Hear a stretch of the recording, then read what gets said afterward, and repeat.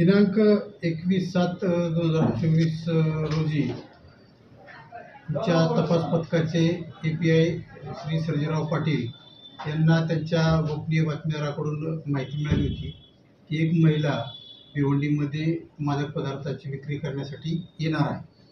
त्याप्रमाणे आमच्या पोलीस स्टेशनला नेमणुकीला असलेले PI विनोद पाटील आणि सर्जेराव पाटील व DBचा स्टाफ यांना आदेशित केलं होतं की आपण सदर माहितीप्रमाणे वर्कआउट करून कायदेशीर कारवाई करा।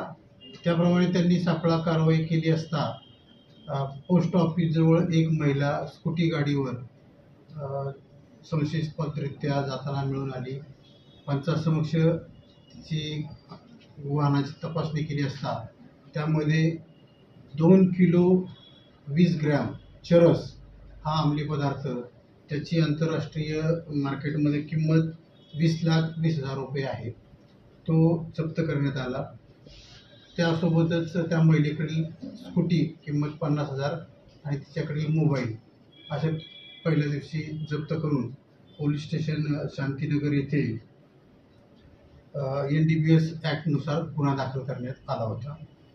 सदर महिलेची माननीय कोर्टात तिला हजर करून पोलीस कस्टडी घेतली असता तपासादरम्यान आणखी तिने तिच्या घरामध्ये लपवून ठेवलेला मादक पदार्थ असल्याची कबुली दिल्यानंतर त्या ठिकाणावरून देखील तिच्या घरामधून पुन्हा 402 ग्रॅम चरस जवळपास त्याची किंमत 4,02,000 रुपये आहे, तोही पुन्हा तपासादरम्यान जप्त करण्यात आलेला आहे।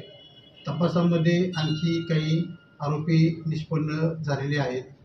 तिनं ज्यांच्याकडून माल घेतलेला आहे हा मादक पदार्थ त्यांचा आता आम्ही शोध घेत आहोत।